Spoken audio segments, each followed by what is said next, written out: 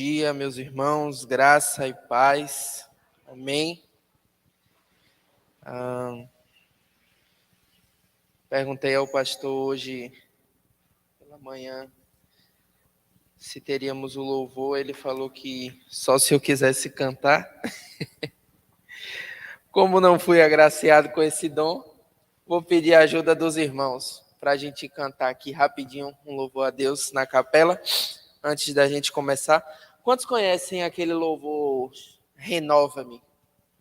Amém? Vamos cantar? Renova-me, Senhor Jesus. Já não quero ser Renova-me, Senhor Jesus. Põe em mim teu coração.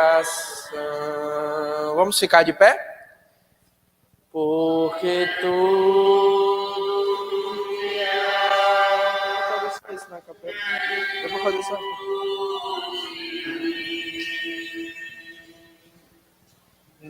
Necessita ser mudado, Senhor, porque tudo que há dentro do meu coração necessita mais de ti. Amém, meus irmãos. Ainda de pé, vamos abrir as nossas Bíblias em Marcos capítulo 14. Nós vamos ler a partir do versículo de número 53. Amém? Quantos acharam? Amém? Vamos ter aí na projeção? Amém.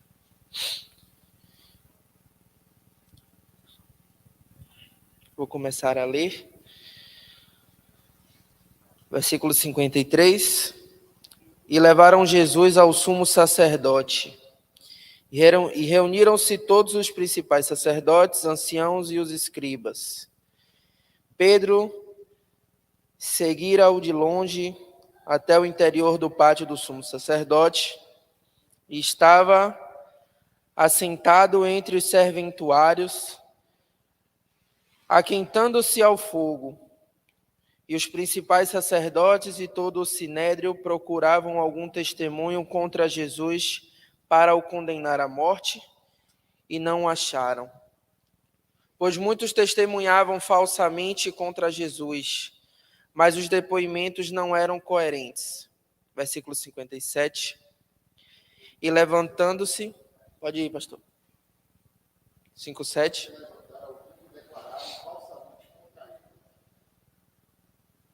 58.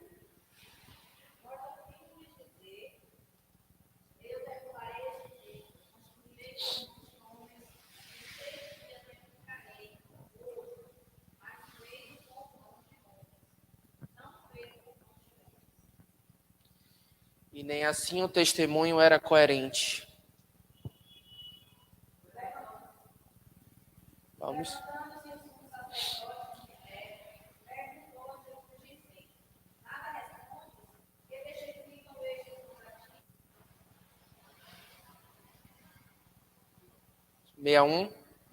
Mas ele calou-se e nada respondeu. O sumo sacerdote lhe tornou a perguntar e disse: És tu o Cristo, o Filho do Deus bendito? E disse-lhe Jesus, 62, pode ir, minha irmã. O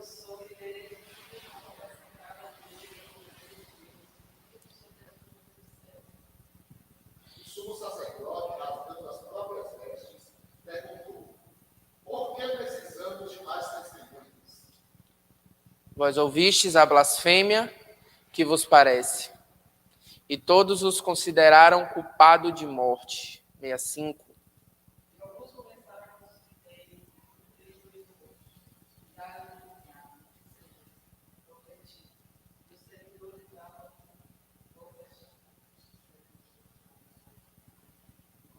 Meia.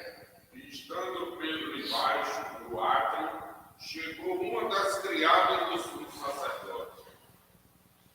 E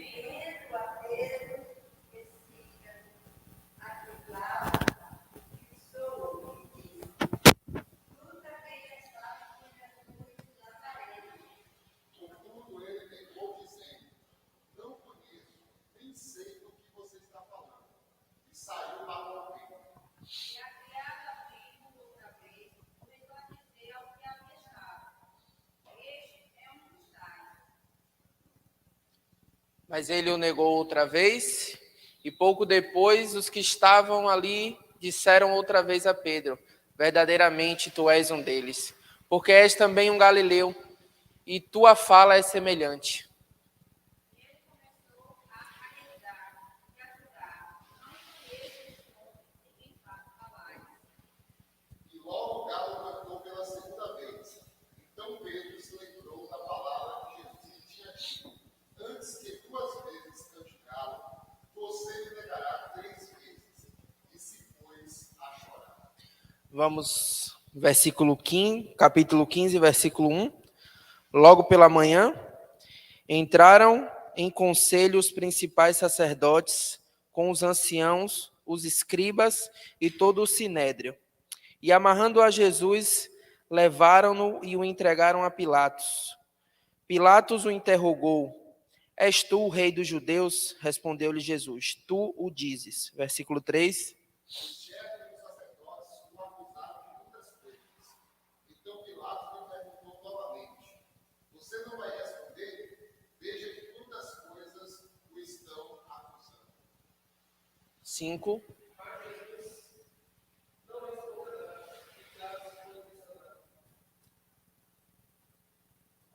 no dia da festa costumava faltar um preso qualquer que eles pedissem. Um homem chamado Barrabás estava na prisão com os rebeldes que haviam cometido assassinato durante uma rebelião. A multidão pregou a Pilatos que fizesse o que costumava fazer. Pilatos lhe respondeu Jesus: Quereis que eu lhe solte o rei dos judeus? Porque ele nem sabia que foi entregue aos principais sacerdotes o tinham entregado.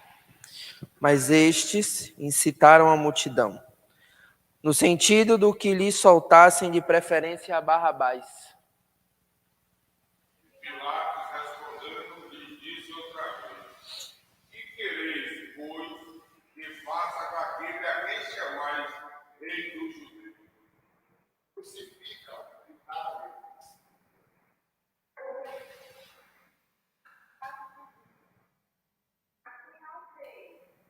Eles cada vez mais clamavam, mas crucificam. Todos juntos? Então Pilatos, querendo satisfazer a multidão, soltou-lhe Barrabás e açoitado Jesus o entregou para ser crucificado. Senhor Deus, obrigado por mais um dia. Obrigado, Senhor, porque o Senhor nos deu esta oportunidade que muitos não têm. Obrigado, Senhor Deus, porque o Senhor é Deus nas nossas vidas e a tua misericórdia tem nos alcançado a cada dia. Nós temos desfrutado da tua presença, da tua graça e nós te agradecemos. Bom seria que nós pudéssemos continuar somente nessa oração de gratidão, de agradecimentos ao Senhor. Mas neste momento eu quero te pedir por tudo que vai acontecer aqui hoje, por esse estudo, para que o Senhor venha conduzir da forma que o Senhor quer, não da forma que eu preparei, não da forma que nós criamos expectativas, mas da forma que o Senhor quer. Nós oramos para que a compreensão e o entendimento cheguem a todos, meu Pai, para que a cada dia nós possamos buscar uma verdade que vem de Ti, não uma verdade que vem do coração enganoso do homem. No nome de Jesus eu te agradeço. Amém. Podem sentar. Voltei um pouquinho no capítulo 14. No meu cronograma estava lá hoje ser o capítulo 15. E aí eu tenho um Coriolano aqui na minha frente, aqui, eu não sei o que é que ele está fazendo aqui. Porque conforme algumas pessoas vão falar que no decorrer do seu exercício em algum púlpito, vai ficando mais fácil. Eu vou dizer que vai ficando mais difícil, porque conforme você vai lendo e você vai aprendendo algumas coisas e você vai estudando e você se permite ser ministrado pelo Espírito Santo de Deus, ele começa a fazer algumas correções em você que você não tem opção se você quer mudar ou não. Você simplesmente precisa seguir, porque você está buscando e aquele que busca encontra. Então nós temos encontrado algumas coisas e aqui é um relato meu que eu tenho encontrado algumas coisas que eu não consigo mais fugir disso e eu não poderia deixar de falar da forma como nós lemos esse episódio de Pedro. Na aula passada a gente não teve esse tempo, né? Nós nos prolongamos e eu quero muito falar a respeito de Pedro, quero muito falar a respeito de como os sacerdotes totalmente corrompidos vão tentar levar adiante esse caso de Jesus totalmente fora da lei, argumentando estar dentro da lei, né? Nós vamos enxergar um Jesus no início do capítulo 14, já se preparando para ser sacrificado, né? Nós vamos enxergar alguns sacerdotes já com essa trama, tanto que o capítulo 14 ele já vai começar falando a respeito da trama dos principais sacerdotes para tentar prender Jesus, e aí vai entrar em cena uma história que a gente discutiu bastante aqui, foi um momento muito legal, de uma mulher que vai invadir aquele ambiente e vai quebrar um vaso sobre a cabeça de Jesus. Logo em seguida, volta essa ideia dos sacerdotes, e aí vai entrar um cara em ação chamado Judas Iscariotes, que vai cooperar com tudo aquilo que está acontecendo. E isso não é algo fora dos nossos dias, né? Pessoas que fazem parte da equipe, pessoas que fazem parte de dentro do reino, se comportando e vinculando os seus interesses com aqueles que estão fora do reino. Isso aqui, embora seja grotesco, é uma realidade dos nossos dias atuais. Pessoas com cargos de responsabilidade dentro do reino, vinculando os seus interesses a pessoas que estão fora do reino. E aí vai começar a festa, Jesus vai ceiar, Jesus vai falar para a equipe, gente, dentre vós, alguém vai me trair. As pessoas vão começar a falar palavras a Jesus que não passaram de palavras no final da história, porque Jesus vai dizer assim, todos vocês vão se escandalizar, vão se afastar. Mas eu retornarei para encontrar vocês no mesmo lugar. E aí nós vamos enxergar em João capítulo 21, quando Jesus retorna, já ressurreto, vai buscar Pedro no mesmo lugar onde Pedro foi achado por Jesus. Pedro lá pescando, e aí dentro do mesmo cenário, dentro do mesmo lugar onde Pedro havia sido resgatado por Jesus, quando Jesus volta, Pedro está lá, e aí Jesus vai e chama Pedro novamente. Nós vamos enxergar mais à frente Jesus subindo ao Getsêmani, partindo para o Monte das Oliveiras, e aí nós vamos ver que ele sobe com 3 discípulos, e aí ele pede para os discípulos estarem em oração e estarem vigilantes, e o mesmo não é feito. Quando Jesus retorna, já é com Judas lá na frente, e aí a gente entra naquela ideia da aula passada, sobre o evangelho ser de fato um caminho em que eu preciso estar na mesma direção em que Jesus está.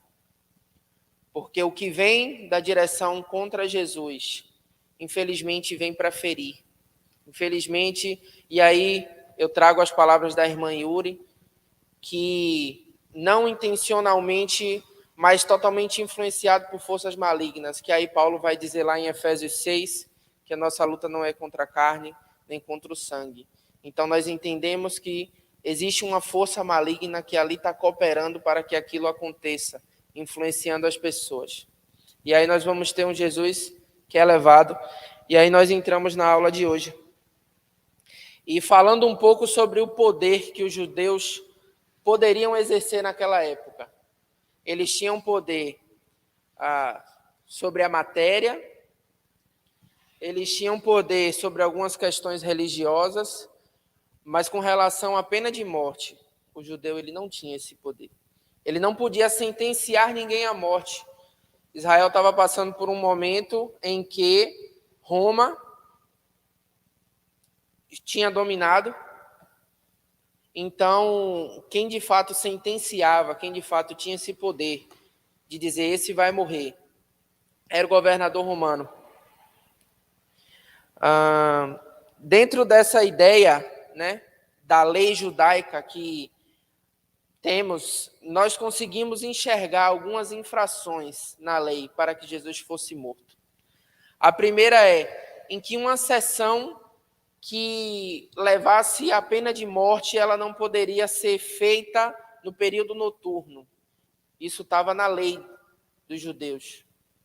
Então, quando nós enxergamos lá e lemos o capítulo 14, nós vamos ver que Jesus, ainda de madrugada, é tomado pela polícia do templo, é tomado pelos soldados, e ali ele já é preso. E quando a gente olha para a história da negação de Pedro, vai falar sobre o galo cantar na terceira vigília da noite, ou seja, às 3 da manhã. E aí evidentemente, a gente está em um cenário que está acontecendo no período noturno, pela madrugada. Só que as reuniões, as sessões de julgamento que fossem levar a pena de morte não poderiam ser feitas nesse período noturno.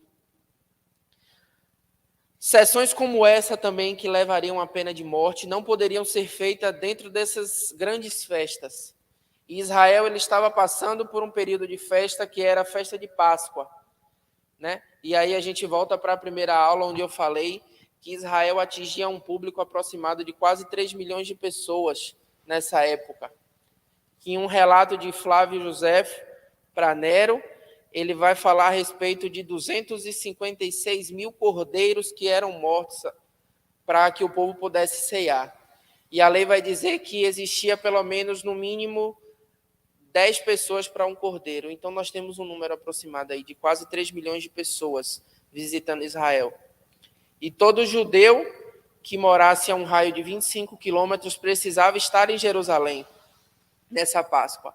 Fora que era um anseio do povo judeu, que ao mínimo, uma vez em sua vida, ele pudesse ceiar, comemorar a Páscoa em Jerusalém.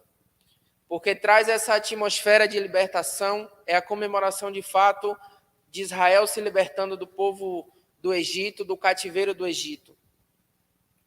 E aí nós vamos entrar nessa ideia de que, de fato, não poderia estar acontecendo uma sessão como essa em um período de festa. Só que o desespero da equipe dos sacerdotes, o desespero dessa corte de julgamento de Israel, para que Jesus fosse morto logo, faz com que a própria lei fosse aberta a um furo. Se, de fato, fosse dado um veredito de morte, a execução do prisioneiro ela precisava acontecer em um intervalo de um dia. Ou seja, existia um delay em um intervalo de um dia da decisão até, de fato, ele ser morto. E nós vemos um Jesus que logo pela manhã já está na mão de Pilatos, que no decorrer do seu dia já está ali sendo preparado para ser crucificado. Não existiu esse intervalo de tempo de 24 horas ou de um novo nascer do sol. Não se poderia fazer perguntas que incriminassem o prisioneiro. E aí no versículo... Deixa eu ver aqui. No versículo 62, desculpa, no versículo 61, nós vamos enxergar um sacerdote olhando para Jesus e perguntando se ele era, de fato, o Filho de Deus, o Messias. A morte de Jesus e a prisão de Jesus é resultado de um suborno. Então, eu conto para vocês aqui pelo menos 6 características, seis imposições de que a prisão de Jesus ela foi ilegal perante a lei do próprio povo. Que a prisão de Jesus ela não foi, de fato, investida porque Jesus estava infringindo a lei. Não foi. De fato, foi pelos interesses humanos. E aqui eu já quero abrir um momento de conversa entre a gente, para que a gente consiga entender, e eu estou de fato ansioso para saber a opinião dos irmãos, porque eu tenho a minha. Pilatos teve a dele. Vai ter o versículo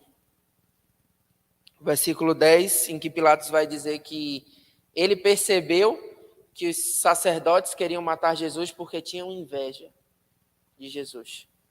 Se não existe nenhum ponto na lei em que, de fato, Jesus ele precisava ser punido, ser morto, o que é que influencia aquela corte a prender Jesus?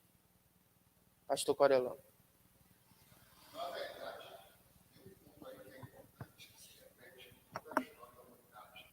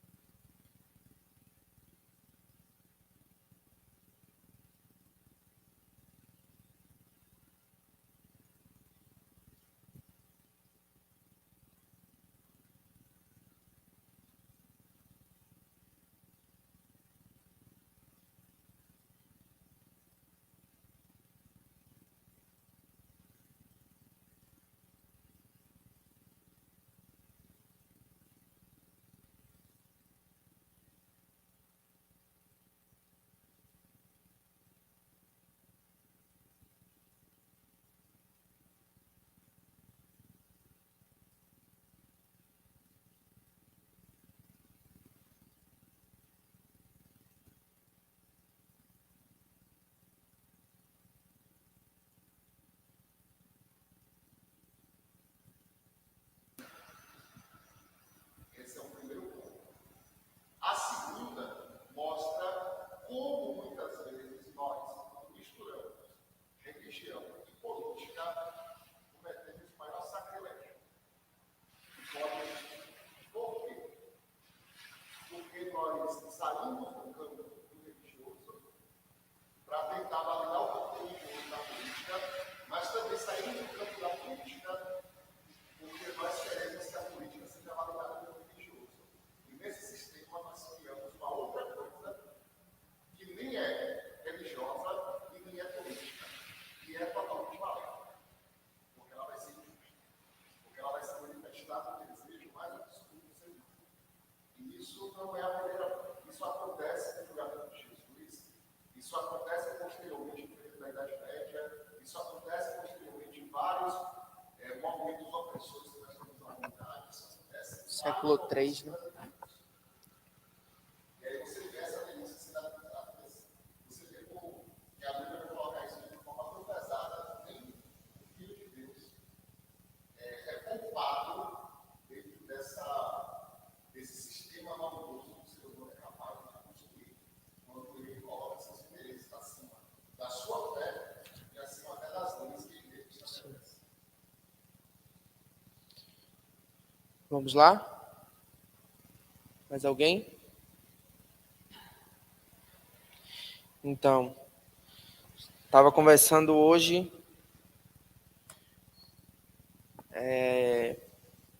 tem um político contemporâneo, jovem, que está fazendo alguns conteúdos para a internet, e ele foi uma dessas pessoas que, na minha visão, cometeu esse erro, e eu digo erro dentro da minha visão, de unir política e religião.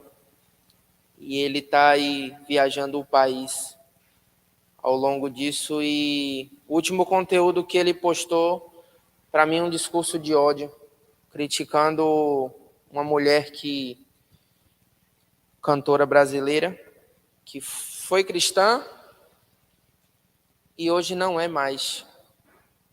E hoje canta, assim, não é que hoje ela não seja cristã, hoje ela exerce um trabalho na música secular, ok? E a frase que ele usou foi que hoje ela serve ao diabo. A frase que ele usou. E ele, estando em total campanha política no momento, e aí eu fui perceber que o nome dele nos assuntos mais comentados do Twitter subiu, e ali ele ganhou cerca de 150 mil seguidores após essa postagem dele. Se, para a sorte dele, os 150 mil seguidores forem do estado dele, eu digo aí no mínimo que 5% desses 150 mil vão votar nele. No mínimo 5% desses 50 mil. E aí a gente vai enxergar algumas características, né? Mudando a questão, opinando a respeito das pessoas dentro daquilo que eu acho ser certo ou ser correto, e me favorecendo, né? Então, um cristão é alguém que verbaliza ter desfrutado do amor de Deus, da compreensão de Jesus. Infelizmente, com esse discurso de ódio, se elegendo, se fazendo através do erro dos outros, talvez. Na visão dele, erro. Mas assim, tentando ganhar em cima com esses comentários que não passa de uma simples opinião dele. Sabe? E esse é o cenário que a gente está enfrentando. De pessoas que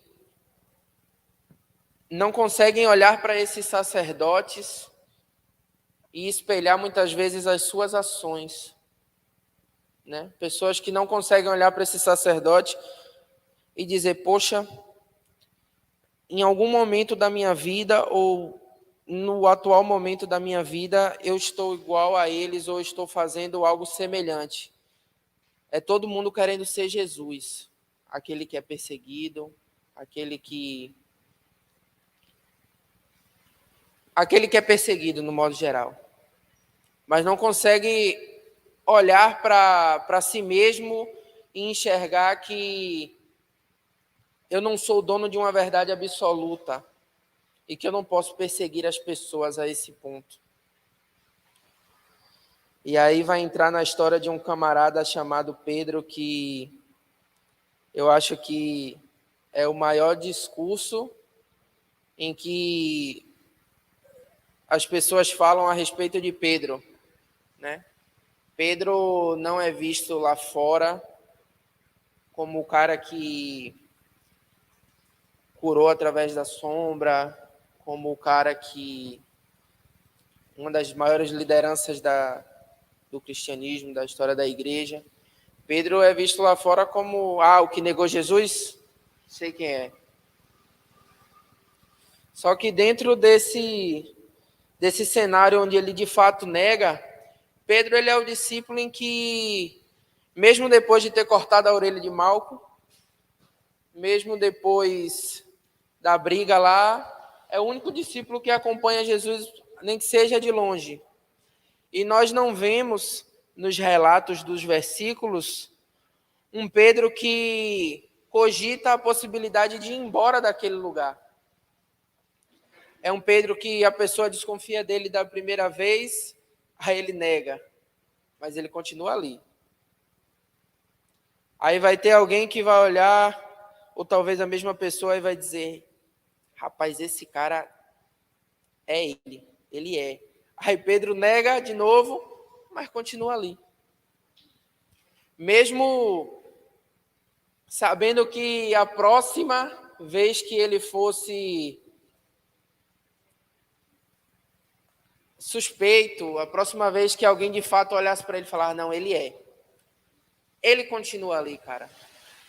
Então é o discípulo que mesmo assim, estando ali, e aqui eu não quero colocar uma balança entre o que é mais pesado, sobre negar, sobre fugir. Eu não quero colocar uma balança, eu não quero fazer esse pensamento. Eu só quero que a gente abra o olho e fechar os olhos, talvez, para um Pedro que negou, e abrir os olhos para um Pedro que permaneceu ali, mesmo sabendo que era arriscado. Porque quem tinha coisa contra a lei era Pedro.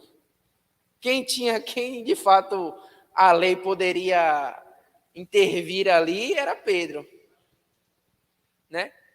E mesmo assim ele permanece ali. E aí eu coloquei ali um Pedro que ficou, porque por mais que provavelmente seja impossível eu apagar da minha mente a ideia de um Pedro que negou. Lendo isso aqui, eu tento olhar para Pedro e ver um Pedro que ficou, um Pedro que permaneceu. O primeiro ponto que eu coloquei ali foi uma lei sem lei, foi justamente tratar a respeito desse furo que os sacerdotes tentam trazer na lei. E agora falando sobre Pedro, assim, eu não sei se vocês vão compartilhar do mesmo pensamento, mas é algo que veio para mim e que eu pretendo manter essa compreensão, porque quando eu leio esse episódio, a forma como eu interpreto falou muito a questão de mim mesmo, a forma como eu interpretei o que está escrito aqui. Falou a respeito de como eu estou entendendo algumas ações de algumas pessoas. Será que isso vai dizer mais ao meu respeito do que a respeito de Pedro? E aí agora vai entrar um cara em ação chamado Pilatos. Quer falar, pastor?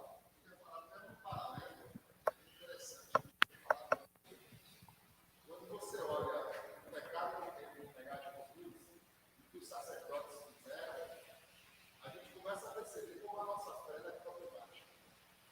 Porque quando você se coloca no versículo político, ele pega o que poderia, aí o forma de interpretação do deslize de fé, seu deslize de fé, o motivo para condenar alguém. Mas não olha que a sua ação religiosa e política pode ser muito mais prejudicial do que o deslize de fé do outro. Naquela hora, você vê o texto trazendo esse paralelo.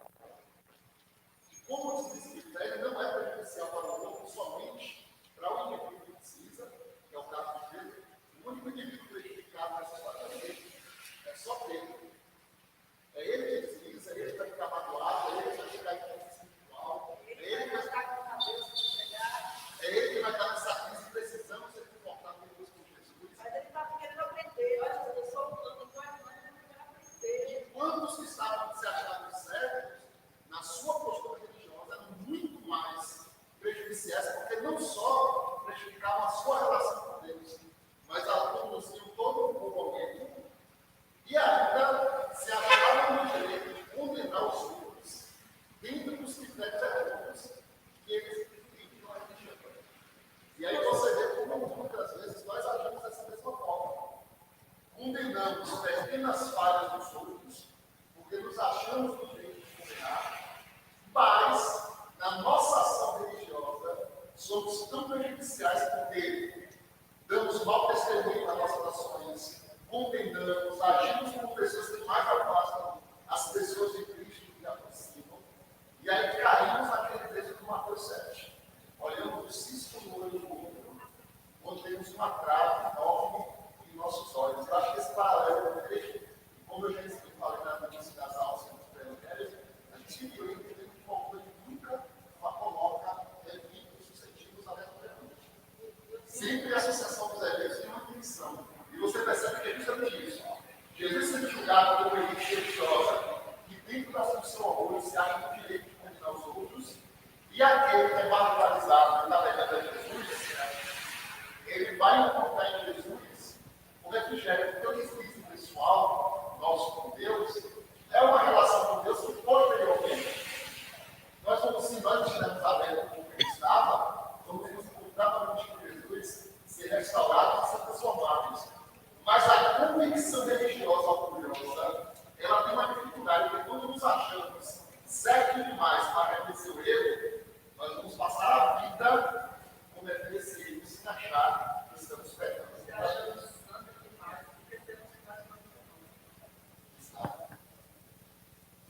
Exatamente.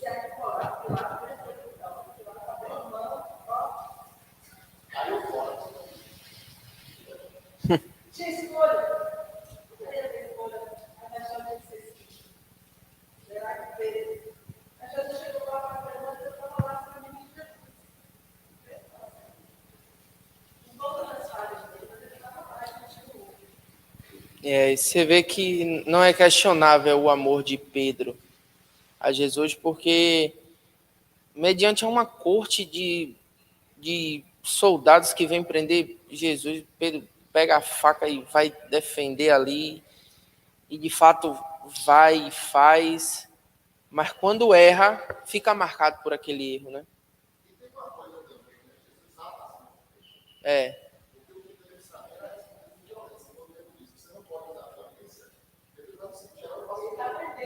Eu faço o quê? Eu não posso matar a violência. Então ele está morto. Então Pedro não sabe o que fazer naquele momento. Ele vai fazer. A humildade dele está presente. Ele não usa a violência. Ele nega para fugir, mas não usa a violência. Ele tem medo, tem, né, toda aquela angústia humana de Deus. Mas criança, de uma forma de pegar uma faca, tirar o dedo dele. e aí a gente vai entrar no assunto em que o irmão François puxou, que o Pedro que a gente enxerga, puxou na aula passada, que o Pedro que a gente enxerga, dentro de alguns relatos como esse, não é o mesmo Pedro de Atos, né? A gente vê uma diferença, não é o Pedro das epístolas, não é o Pedro que... Aqui já é de fato um spoiler do Pedro que está por vir, né? É o Pedro que permanece ali. De fato já é um Pedro que vai exercer algo perante Jesus, tá? E aí vai entrar um camarada em cena, onde os sacerdotes vão pegar Jesus e vão levar para o governador romano julgar Jesus. E aí um carinha chamado Pôncio Pilatos, que nós romantizamos, né? Pegamos ele e colocamos em um lugar de neutralidade. Pegamos ele e colocamos ele em um lugar de inocência, né? Um cara que não fez nada, só lavou as mãos, um cara que... E eu lembro de uma aula do pastor Coriolando, acho que foi a primeira aula sobre Marcos, que ele falou... E eu lembro que ele usou a seguinte característica para Pôncio Pilatos: comissal da morte romano. Então não era um cara que estava ali por brincadeira. Não era um cara que estava ali porque era bonzinho. Não era um cara que estava ali porque era só mais um. Era um cara que estava ali porque ele era conhecido pelo que ele fazia. Era um cara que estava ali porque Roma, totalmente consciente em que Israel poderia sim levantar revoltas contra Roma. Roma pega e bota lá Pôncio Pilatos lá. Um cara que, quando ele chega lá para governar, ele pega a estátua de César, coloca em cima de uma carroça e bota para passear pelas ruas da cidade. E aquilo ali gera uma briga. Como eu lembro dessa característica, comissário da morte romano. Porque ele pega e isso mostra que ele não tem, de fato, respeito, ele não está preocupado com o que está ali. Ele veio ali para estabelecer algo e ele ali o faz. Ordem. Exatamente. Eu lembro, e aqui se o senhor até puder contribuir, com uma ocasião em que Pilatos ele mandou queimar vivos os sacerdotes, não foi?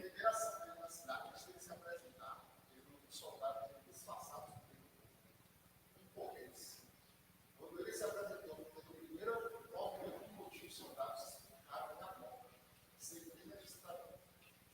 E aí ele mostrou a marca do registrar e disse: isso aqui acontece. Ele era uma pessoa que não pouco esforços para cumprir o que ele queria. Porque o que acontece? Todas as cidades, né, falando do meio do governo,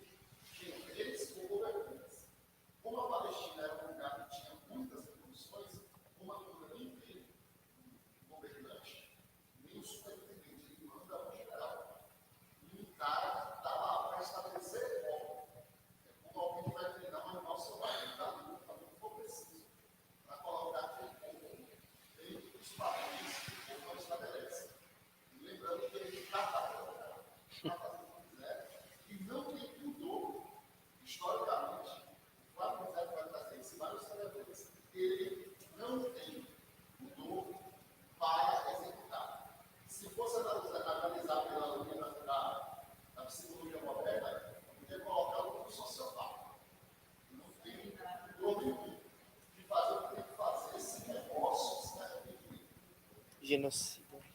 De fato. Genocida é.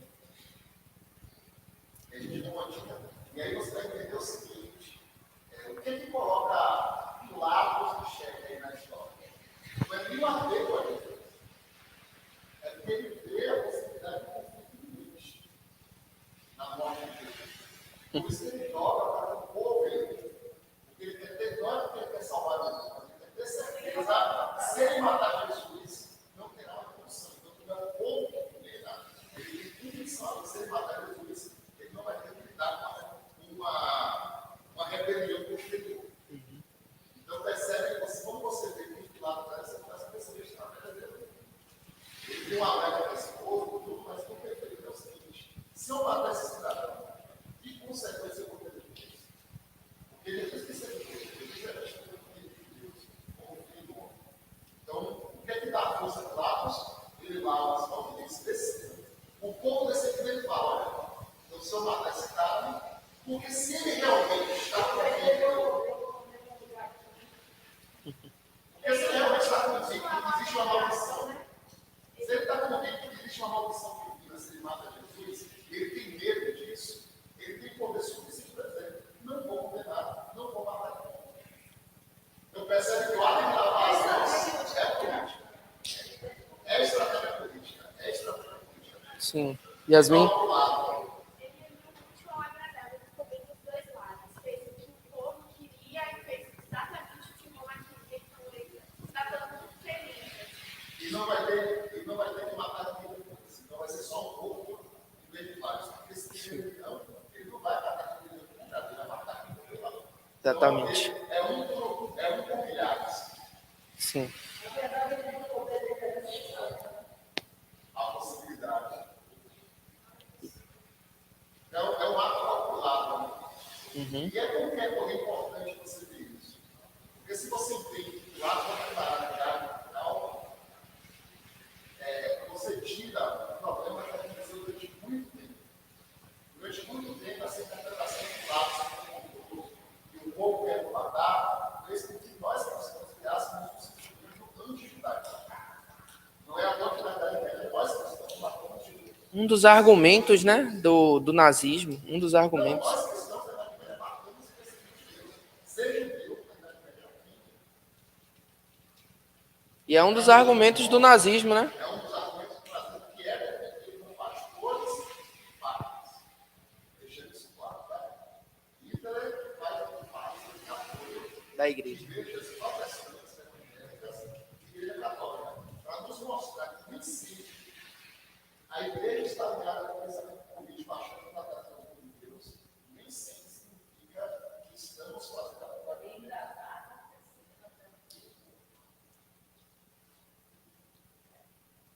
Quando a gente não se apega a um pensamento de esperança em Jesus Cristo, a gente vai falar a seguinte frase: e a tendência é piorar. Daqui para frente é só para trás. Verdade. Yasmin, quer falar?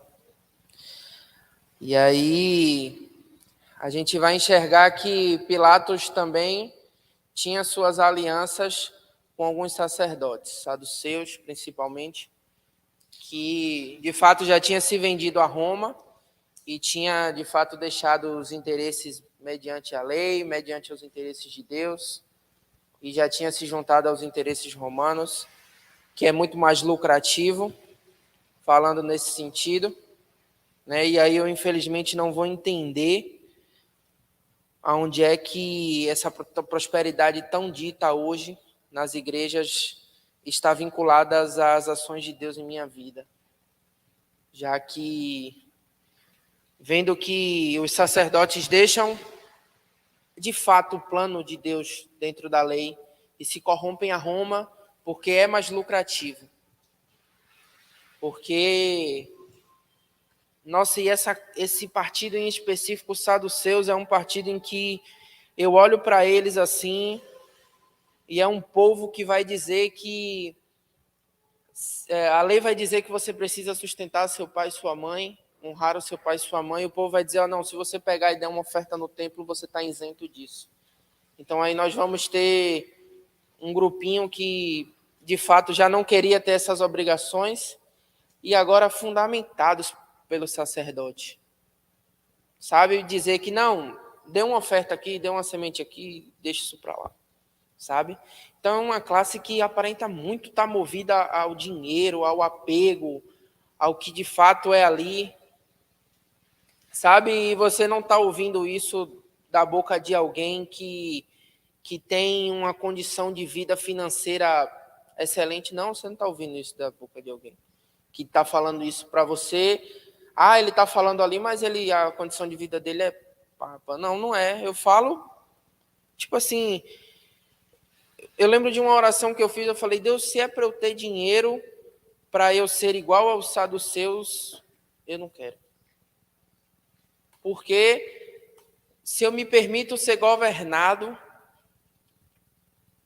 por isso, se o dinheiro, de fato, a ambição vai mudar a forma como eu enxergo o Senhor, é melhor não ter.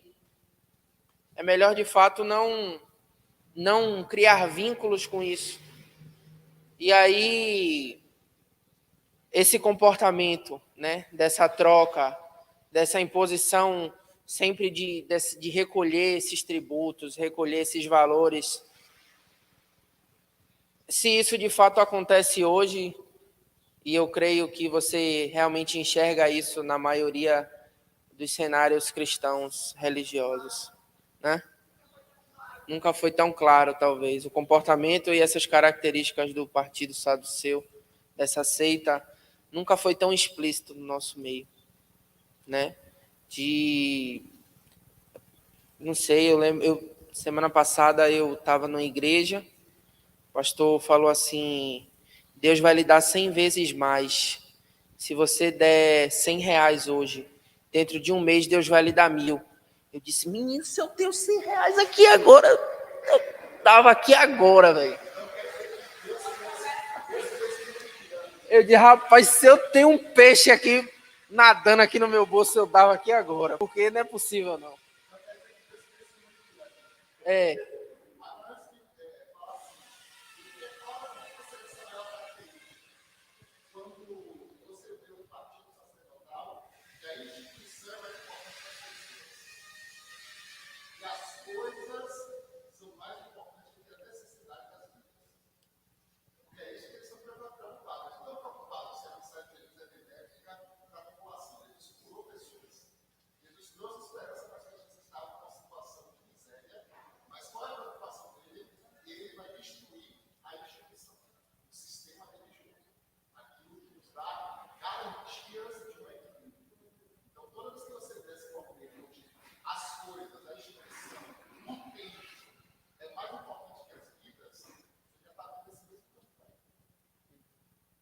Eu também, aqui alguns escândalos, na verdade.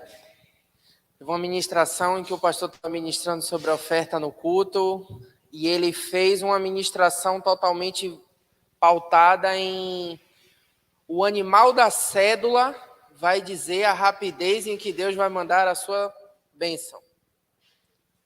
E aí ele vai fazer uma analogia a uma tartaruga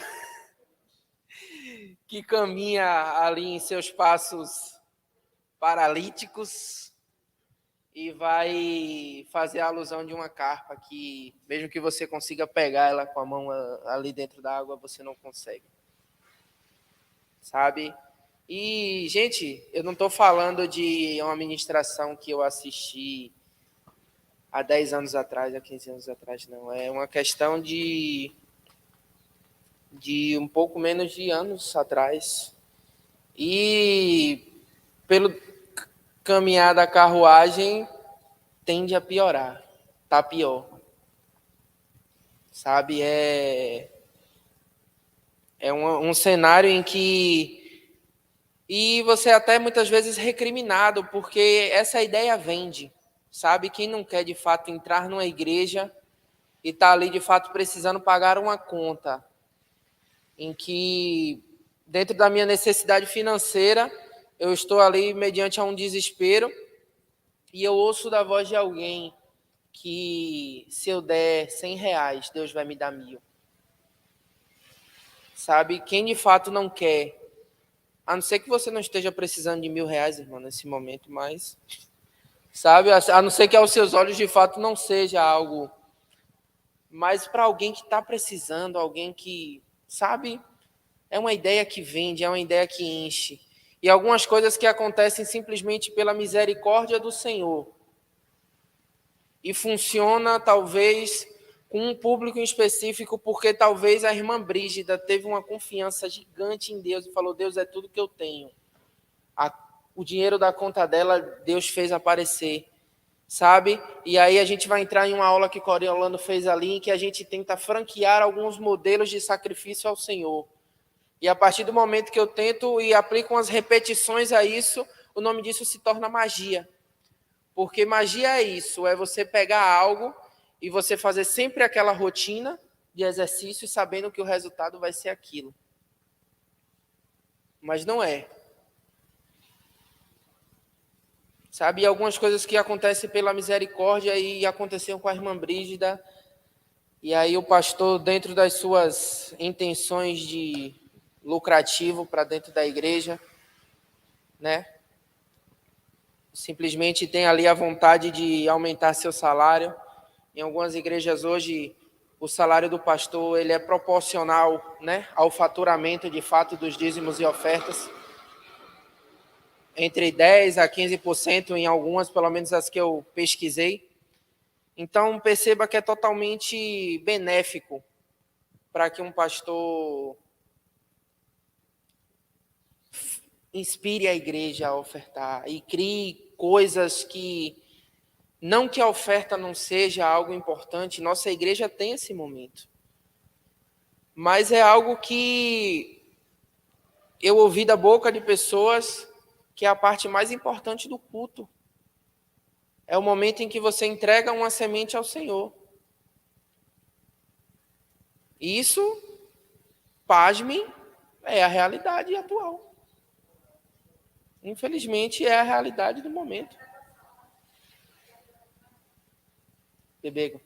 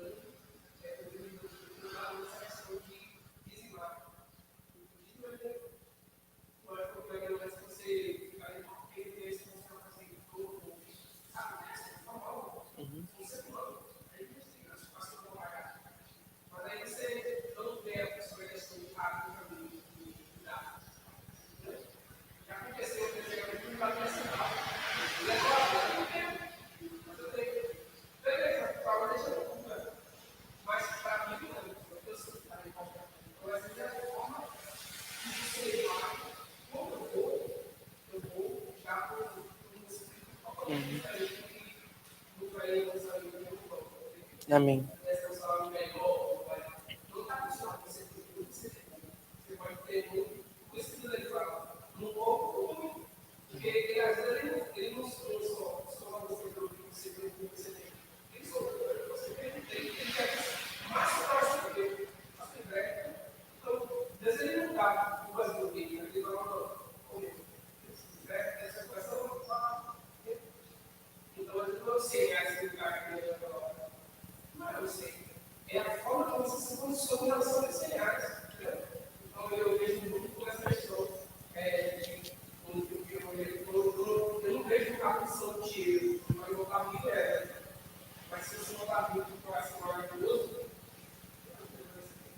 Sim.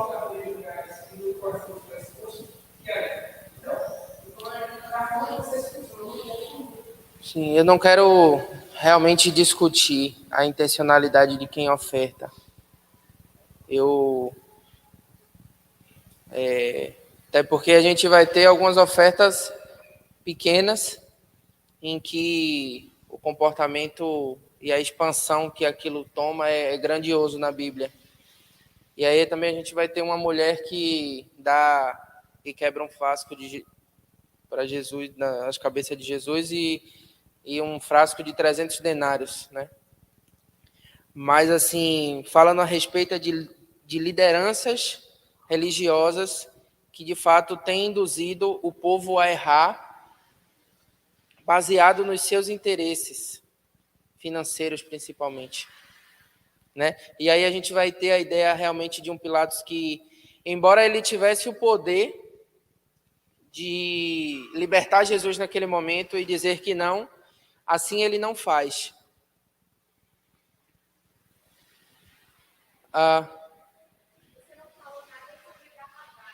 Vou falar. Estou em Pilatos ainda. Então,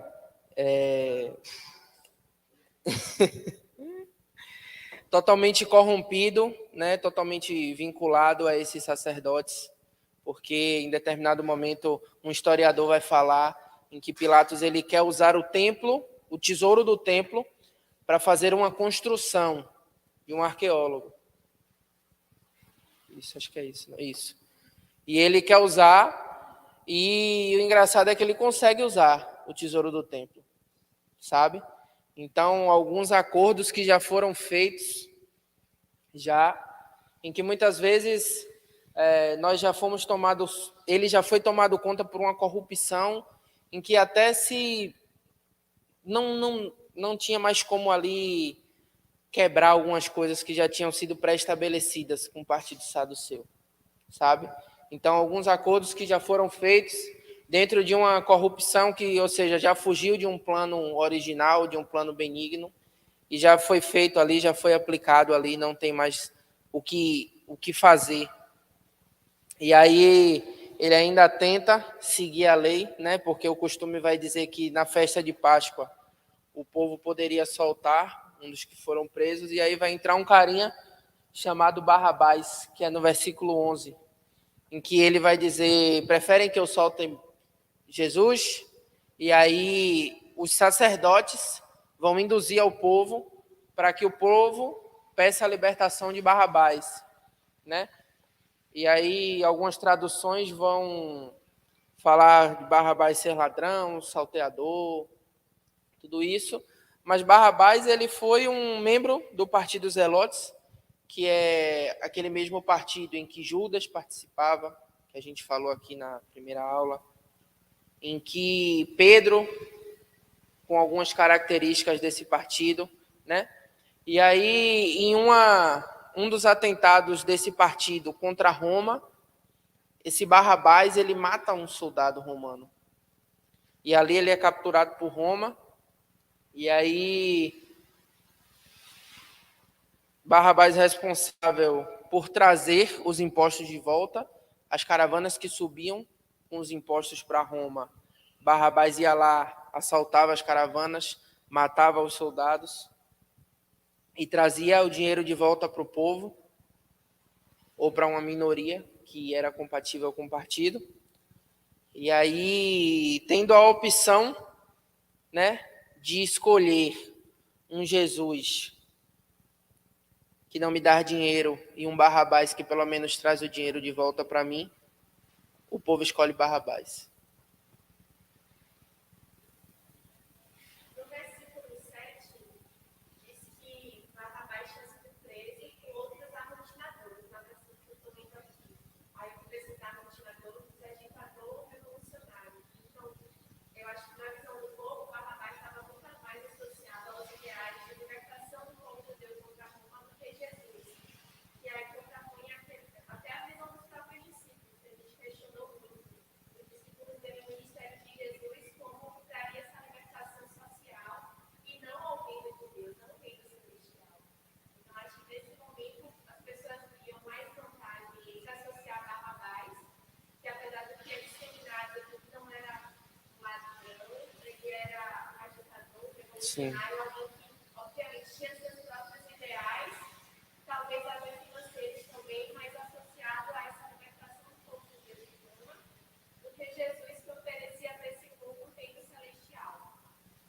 Também. E o versículo 11 vai contribuir também com a seguinte informação, em que a ideia de Barrabás também ser clamado pela multidão foi que ela foi influenciada pelos sacerdotes. Tá? Então também existiu essa influência por trás ali. Gente, ó, na hora que ele perguntar, é para gritar Barrabás, não é para perguntar Jesus, não. Irmão Nelson, depois Yasmin.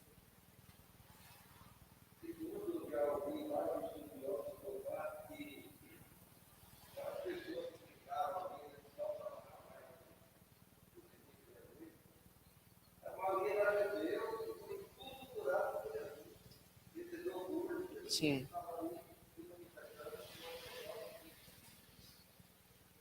Yasmin? Sim. Exatamente. Tem alguns que afirmam, inclusive, que no momento lá do pátio do Sinédrio, onde o pessoal estava discutindo, testemunhando falsa, tinha muita gente falando, mas eu fui curado por Jesus.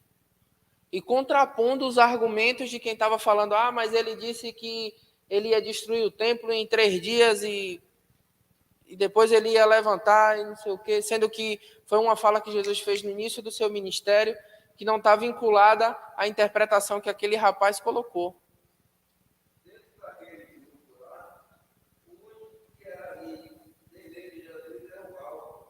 Sim. Exatamente.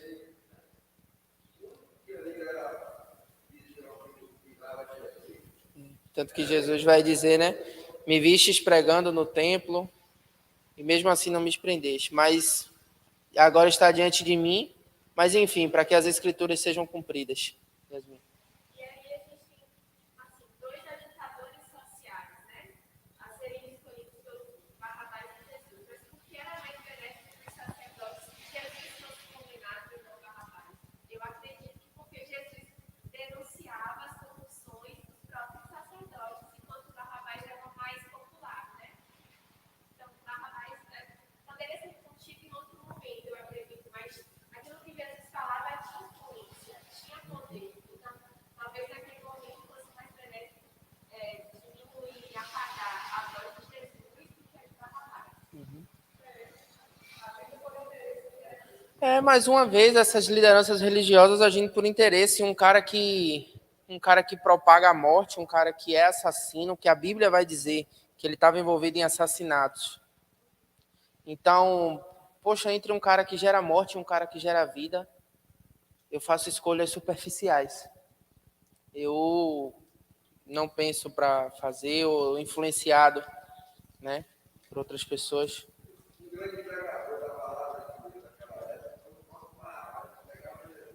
Sim. Não. Sabia. Interessante isso. Meus irmãos, na próxima aula, nós vamos iniciar falando sobre o momento em que Jesus já é sentenciado de fato à crucificação e o momento da ressurreição. A partir do versículo 16 do capítulo 15 até o final do capítulo 16, tá bom? Presidente?